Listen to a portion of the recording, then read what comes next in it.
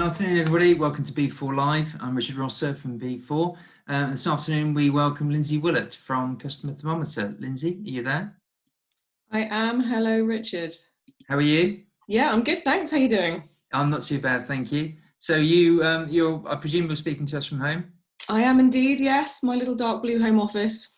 And it's where you do most of your work, I understand.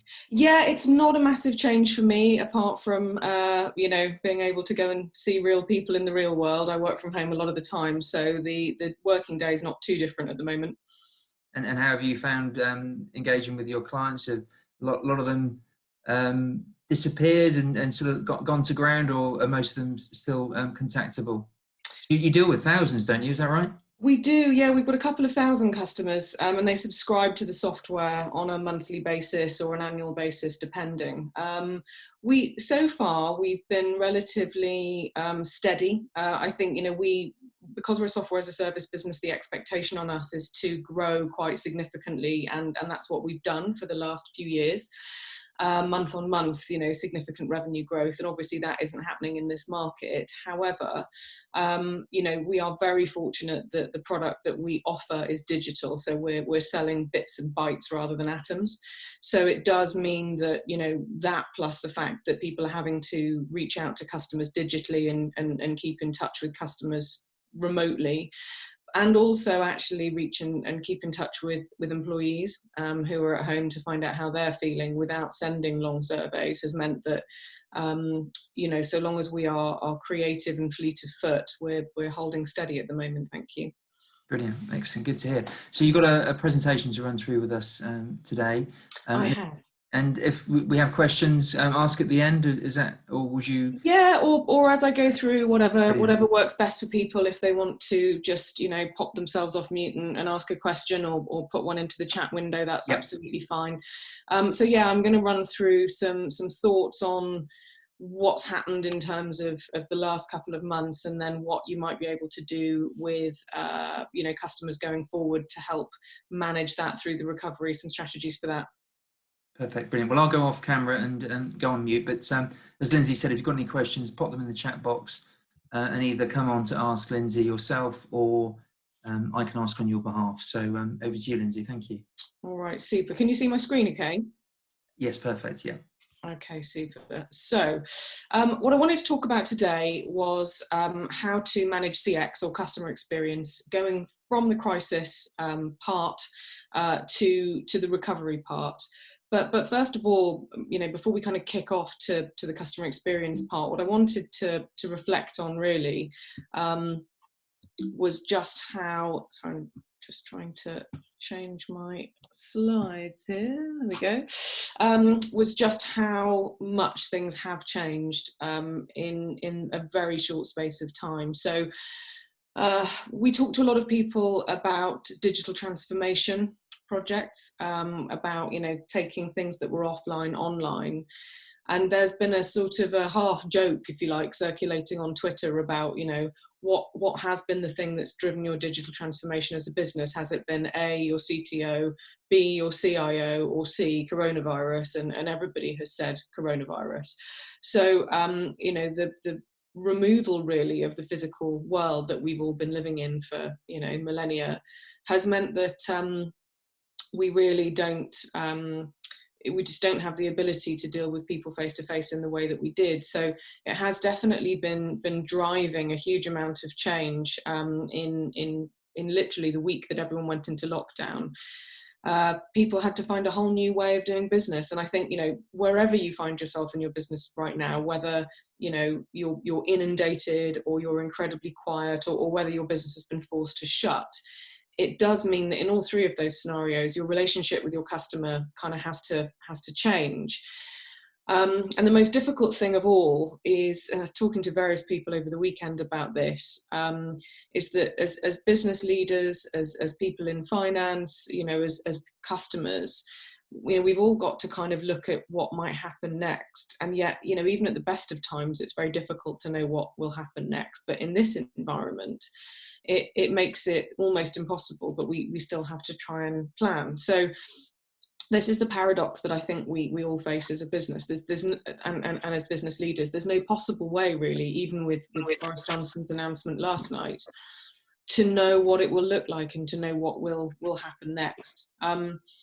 So I think there's a few things that are possibly knowable that we can at least run through today. So certainly for a lot of time, I've been seeing people talking about, and then things will become unlocked. And I think if you look even at the weekend news out of Germany and Korea, that as soon as things are being unlocked, they're starting to be locked down again. There are probably going to be these waves of false starts. So things get unlocked only for this R number to go above 1, and then there will be sort of periodic lockdowns and restrictions of movement. And I think it's really worth looking at how you might be able to manage your customers and your business through those periods of false starts, because Faisal Islam described it on BBC the other day as a recovery that's not binary. We're not going to be off and then on. There's going to be these kind of waves of locking and unlocking, restrictions of movements, things that are okay last week and not going to be okay the following week. And that 5-step coronavirus alert scale that was released yesterday shows exactly that. So, we might drop down to a 3 and then a 2 and then go back up to a 4, depending on what's going on. And that's actually, if you're not already thinking about that and in the way that your business is opening and looking at the future, that's going to be incredibly hard to manage. So I would definitely advise not thinking about when we are open again, or when things go back to normal, but thinking about what these waves might mean, and what will you do if they say you can open but then you've got to close again, or you can open but only half as many people, or various other things like that. So that's one thing that I think is really important, these waves of false starts. There's a great, I'll provide a link to this after via the B14, but there's a great article by this guy, Azim Ahar, who runs a blog called Exponential View, where he talks about all the recessions that we've seen previously have been, V-shaped, U-shaped, a long L and then an up at the end. And he says, actually, because of the nature of this, it's not just like everybody's seen a contraction, but lots of people have actually seen their businesses stop. That when the recovery comes, it will be systemically different than, it will create a different set of systems out of the back of it than perhaps we've seen before. So he shows this kind of 3-dimensional cube of a recovery. So saying not just that there's going to be a downtick and then a recovery up, but that recovery will almost, as you can see, there's a Z-axis on that box, that the recovery will bring us out in a very different place. It's almost kind of quantum mechanics at this point, isn't it? But it brings you out in a different place as an economy and as a society. And I've certainly noticed, even going around supermarkets or going out for walks, that there are people who are very nervous about the 2-meter distance, and some who are really very laissez-faire. And I think that will be quite interesting in terms of what structures we see as a society and as an economy as things change. So that's really worth bearing in mind. And then I am hearing all over the place lots of people saying, when we bridge the gap, even the government's using terminology around this. So bounce back loans, when we recover, when we get across the gap, all of those sorts of things. And there was somebody talking in the New York Times the other day about a time machine, and saying, basically these government loans are time machines to get us from a place that was good over a place that was bad and back into a place that's good. But I think, as we're seeing, the unlocking is necessarily going to have to be so slow that it isn't so much bridging a gap as identifying that there's a whole new mountain range to be scaled for all of us.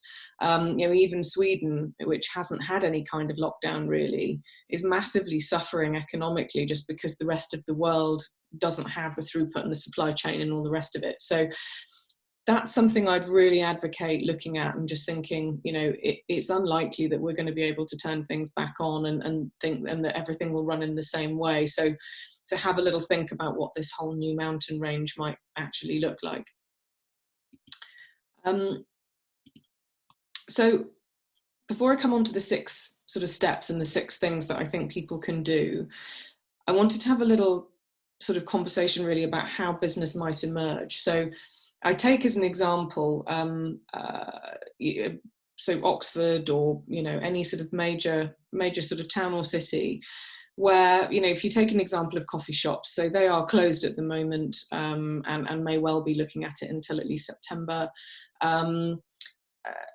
There's lots of them because there's lots of footfall. There's lots of tourists, there's lots of businesses, there's lots of people meeting and using coffee shops as kind of co-working spaces or writing spaces, and they've become all sorts of different microcosms for different people. And I think, you know, as the lockdown starts to unroll, if you just look at coffee shops as an example of a kind of microcosm of business, if people are quarantined for 2 weeks coming into the country, if we're all working from home, we're not able to meet people face to face in a coffee shop, it stands to reason that there probably won't be enough business to go round for all the coffee shops that were there at the beginning. So the question that poses to me, and that I think people should maybe think about for themselves, is how then will those businesses emerge over the next sort of 6 months until things do start to potentially get back to more of a booming economy? Will they go very niche? So will it just be that people will go to the coffee shops that open because they provide something special and experiential that they can't get anywhere else?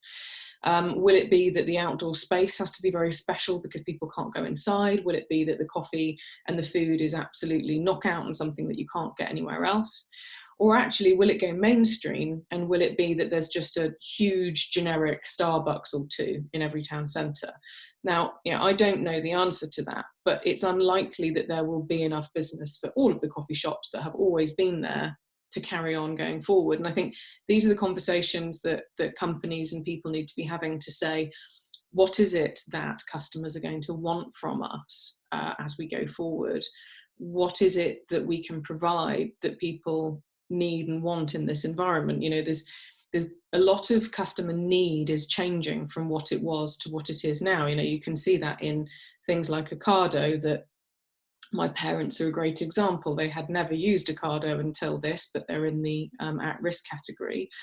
And not only are they using it out of necessity, but they've suddenly discovered that it's absolutely amazing and they love it and they're evangelical about it. So there's a lot of change of behaviour that's going to happen through force because of the pandemic, that you know, there's no way they won't continue to use Ocado when whatever this is starts to unlock itself. That will become a big part of their lives going forward. So I would question what customer behaviours are changing, what it is that people are doing now that they actually hate and won't carry on doing, and what it is that people are really enjoying in their behaviour change, and what are those unmet needs.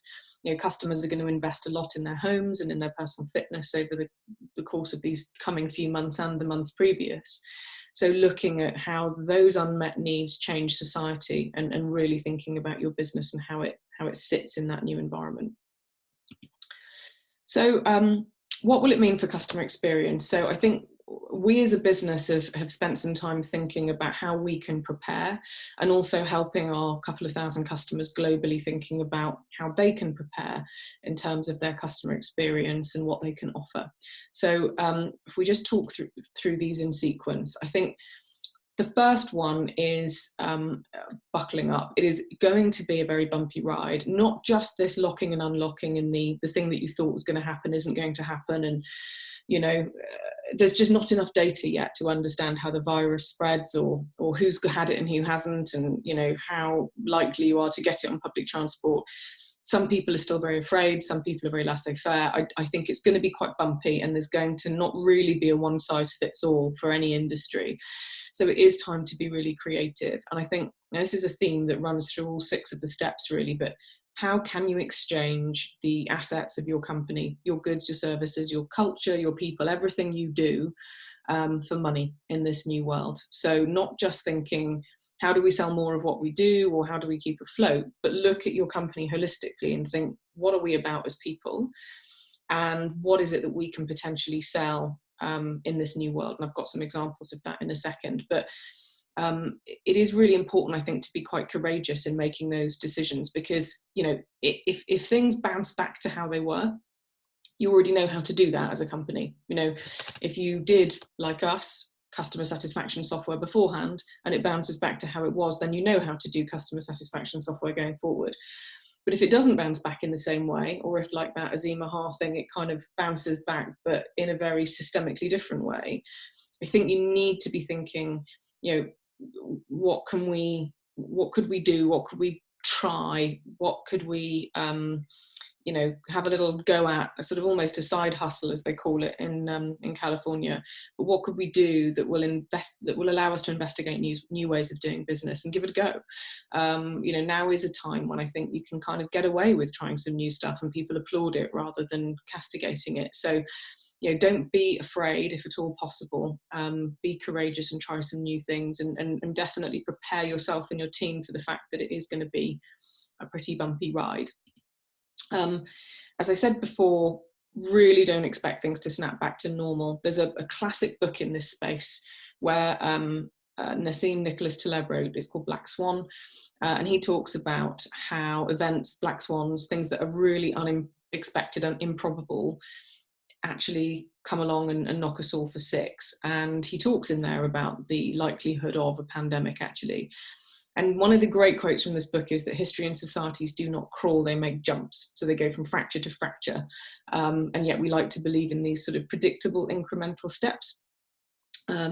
So these are just a few headlines that I've seen in the last couple of weeks, but they're all talking about returning to normal, bouncing back, returning to normal, let's get back to normal. And I think if you learn anything from Black Swan, it's that after these fractures, things don't snap back to normal. So look at that new mountain range rather than the gap and start to think about what things will be like, because this change in customer behavior is likely to be here to stay, at least in the medium term. So the third one, and this is critical, I think, is look at how customers are likely to behave now. So, look at things, if you can, like the data from your website, how are search patterns changing, what pages are people spending time on that they weren't before? Are they asking you for anything that they've never asked for before? Are they buying things in a different way or in different volume, and really understand what that tells you? And then look more widely at not just your customers, but peripheral markets, because it is clear that crises drive innovation. I think Second World War was when radar was invented because they needed it. So there's going to be a lot of these underserved needs. There's going to be a lot of people who need new things that those needs just didn't exist a few months ago. And think about your company's skill set and your skill set rather than necessarily what it is you perceive that you do. And these pictures here are some examples. So on the right-hand side, that screen on top of the wooden frame, that's actually a stage set making company who obviously have all the tools and can make beautiful sets for stages, but all the theatres are shut.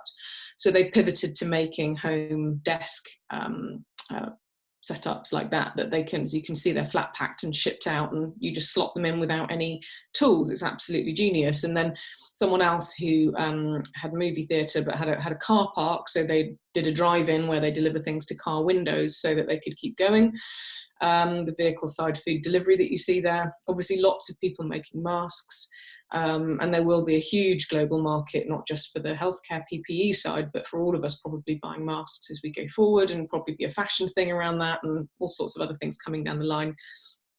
And then on the left, this is a company that makes those escape rooms, and obviously they can't go forward with those at the moment, so they've pivoted to doing kind of adventure packs for children. So you get sent maps and clues and puzzles, and it's like an escape room, but you do it using the pack that they've sent you through. So all of these companies have looked at what can we do to make customers buy something, but also not just looked at what they physically can do, but they've looked at how they can pivot the nature of what they do rather than waiting for things to snap back to normal. They can still snap back to normal if needed further down the line, but they have started to investigate new avenues, which I think is quite important. If you've been to a supermarket, which I'm sure you have in the last couple of weeks, it is a really horrific experience. The long queues outside, the kind of zombie yellow and black tape everywhere, and lots of people looking really askance and suspicious at each other.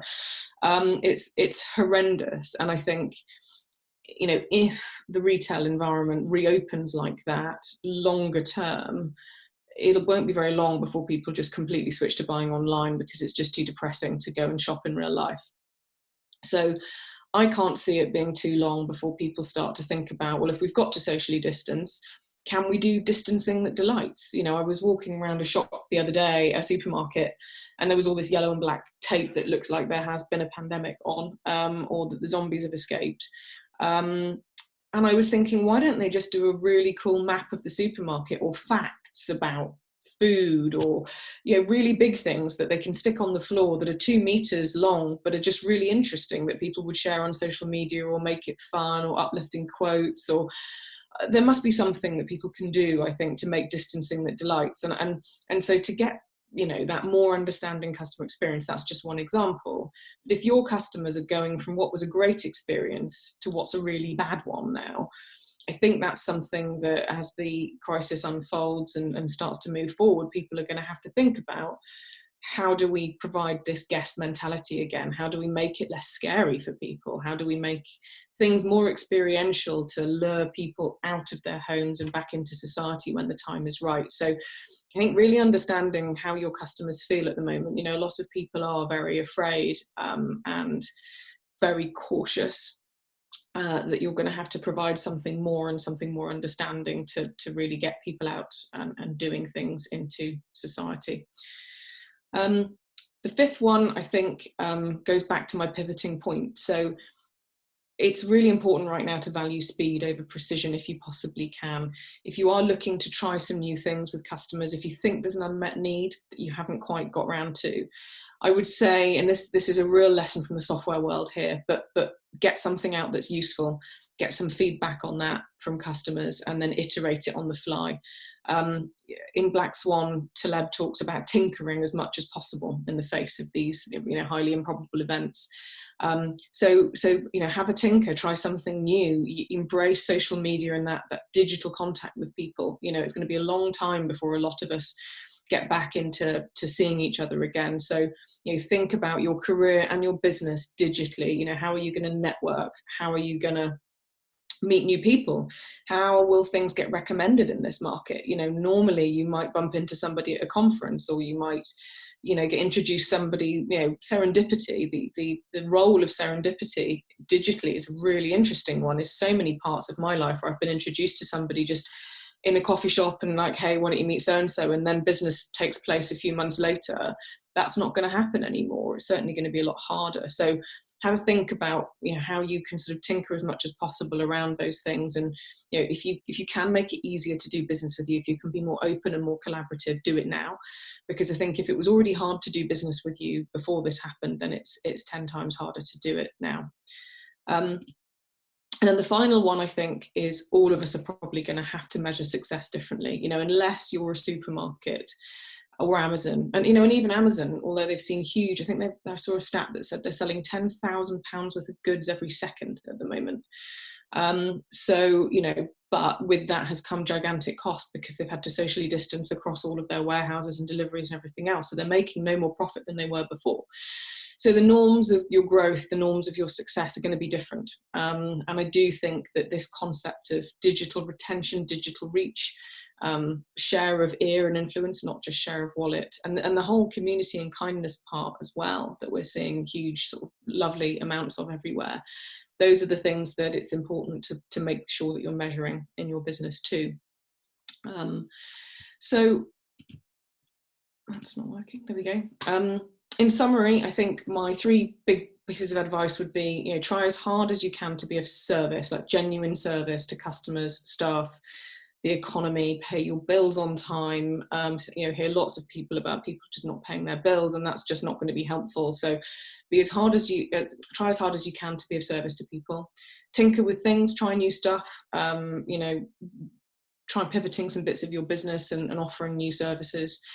And definitely roll with the punches. I think there will be lots of punches to come, and the more you're rigidly expecting a V-shaped recovery, the harder it's going to be to roll with those. So there will be this new normal. I think if you can do these 3 things, you'll be pretty well prepared to weather that storm. So that is it from me, Richard. I wasn't sure if there were any questions. I will just. Brilliant, thank you, Lindsay. That was really really informative. We haven't got any questions as yet, but anybody that would like to put the hand up or reveal themselves on camera, please do ask Lindsay while we've got her She's delivered a fantastic presentation, but I'm sure there's a couple of questions from some of you. I like the idea of we're setting targets in these supermarket queues, aren't we? And the idea of actually providing some, even responsibly doing it, tasters or coupons or something to look at on the floor, as you say. It's a way to capture. I mean, I was stood in the supermarket queue the other day. It was freezing cold, and a hot cup of chocolate would have gone down a treat. But it's difficult to criticise, isn't it? It's just constructive ideas which you're putting forward. Yeah, I think it is. It's about if that's going to be a medium to long term output, then I think it's about understanding that you need to make those environments better. I think having old ladies queue outside supermarkets long term as it gets colder is just not feasible or sensible.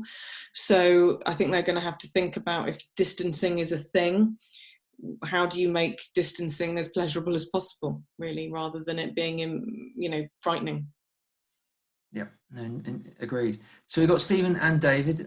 Stephen, you're off camera and off mute, so I presume you have a question? Hi, Stephen. Hi, Lindsay. Yes, thanks very much, Richard. First of all, that was an absolutely brilliant presentation. Thank you very much. It's really kind of woken me up for the week ahead. I'm a consultant, so basically I sell my expertise, which is particularly aimed at the tourism sector and actually around customer and visitor experience. So a lot of what you said really resonated.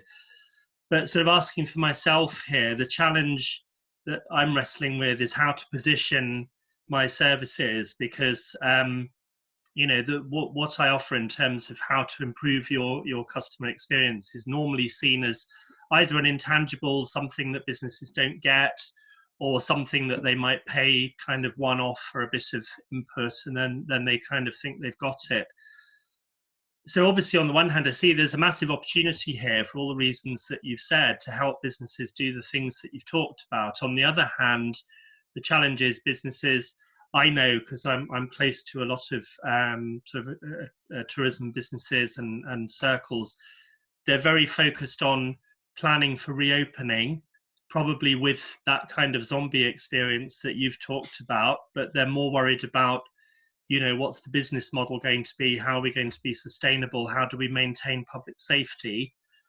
And less focused on, actually, somebody could help you make this a really cool thing that would be more sustainable, because actually, as you said, people are going to kind of want to have that experience.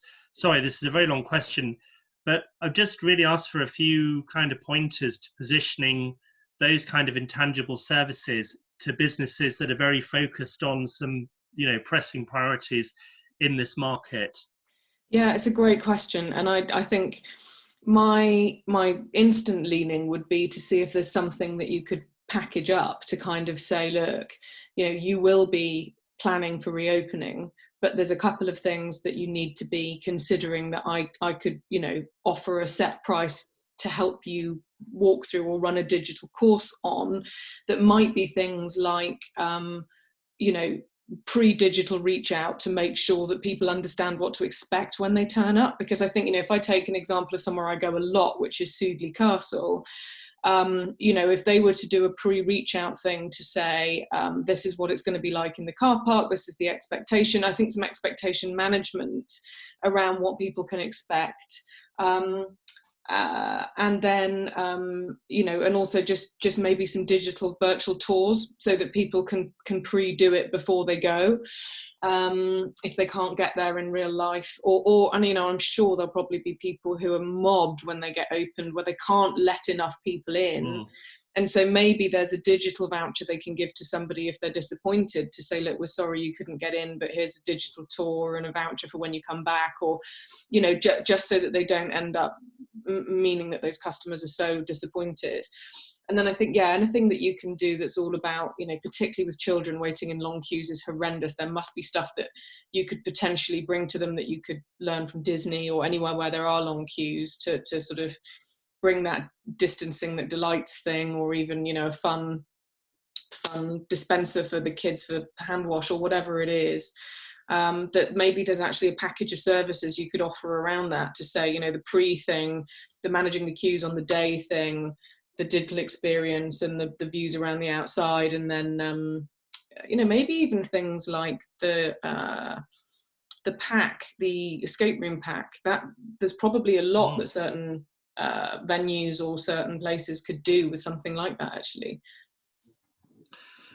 Just thank you. If I could just ask a follow-up.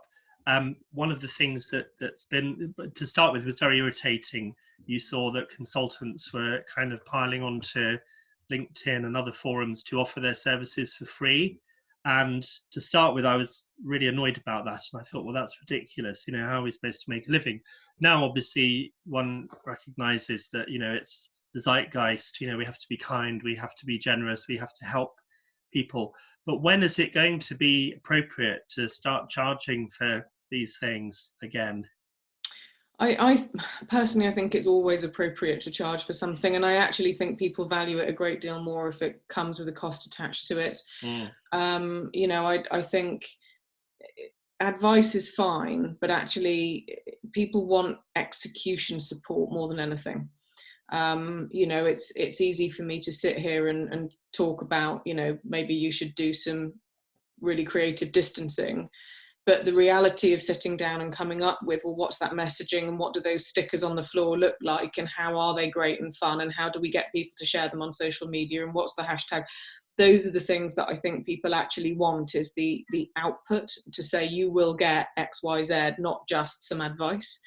So that would be my view, would be to move slightly down or up the value chain there, to say it's not just advice, but it's execution support. This is what you'll get out of the back of it, kind of thing. Fabulous. Thank you. Pleasure. Brilliant. Thank you, Stephen. I know we've run over the time, but I presume you've got David here to ask a quick question. It's rather disturbed by your execution support phrase there, Lindsay. Black hood of some sort. Brilliant. Hi, Lindsay. Great to see you. Hey, Dave. How are you? Yeah, we're good. Thank you very much, and I hope you're keeping well too. So I don't expect any sort of magic wand or any, crystal ball or anything like that. But obviously, you're aware of our services. So at the moment, it is absolutely impossible for us to keep 2 meters distance within a car. So naturally, our business currently is placed on hold until such time as we can actually operate, and keep within the government guidelines, so that keeping everybody safe. I've tried things like parcel delivery and that kind of thing, just try and keep a presence out there, even though it's been Hermes. But I had to bail that simply because it was too high a risk on damaging the vehicle when you've got these heavy cages wheeled by the side of the vehicle as they're loading up the vans and things. So have you got any words of wisdom that you might be able to share? I mean, I'm keeping a presence online, obviously, keeping LinkedIn going as my main sort of media source. But yeah, I'm very interested to hear what you might advise in our situation. Oh, yeah, yours is a very tricky one. I said it's a tough one. Very tricky one, yeah. So for people who don't know, Dave's got a very beautiful sort of chauffeur business. And a lot of your business was executive travel and taking people to the airport, right? Yeah, and business and things. Yeah. So it's difficult. I mean, I guess the only thing that you know I can probably foresee for the medium term is that you've got to look at who's going to be needing to travel, rather than necessarily focused on the vehicle and the type of service. I think, as I said before, if you want to stay in that space, or looking at ways that people might want to, use it for something else. I know you did quite a lot of weddings as well, didn't you? And it sounds like those might come back sooner, or whether it can be used as a backdrop or, something else in terms of photography. But it's a really challenging one because I was really surprised at what they announced with the flights and the 2-week quarantine. I just think that will kill vacation travel and definitely business travel dead in its tracks, and it's going to be whether there's a way you can look at either swapping the vehicle out for something else, or you know, looking at who needs to travel and whether there's a way that there might be some sort of government support for that. But I don't have a magic wand that I can wave in your direction, Dave, I'm afraid. I mean, I found your slides very, very helpful, and although, you know, it doesn't give an answer to our situation naturally, but yeah, they were very helpful. And you know, obviously we're looking at things like in the past we've done deliveries for medical companies for, you know, skin grafts up to Birmingham Children's Hospital and things like that. So these are areas that we're trying to push and try and investigate, because they will still be valid right now. And obviously doing deliveries for the NHS for PPE. So I'm trying to get into that avenue at the moment, because although we don't have a delivery van, there's still quite a bit of capacity. Particularly if I'm not having to line up my car at a depot where I've got cages wheeling with wonky wheels by the side of it. Yeah. So, but yeah, there's other things we're looking at to try and keep going. But so far, I've yet to see the fruit of that. But Yeah. you know, hopefully lockdown won't stay too much longer, although I think it's going to be a few months yet. Yeah. Good luck, Dave. Nice to really, see you. really good to see you again. You too. Brilliant, Lindsay. Thank you very much, and thanks everybody for your questions. Lindsay, we're going to hopefully see you again at Bio in a couple of weeks' time, which should be great. And I really appreciate your time today. And if we can grab your PowerPoint, we'll get that over to everybody with a copy of today's video. And I've asked Lorna to drop you a note to remind you about that link to Zim's article, if we can send that as well. No problem.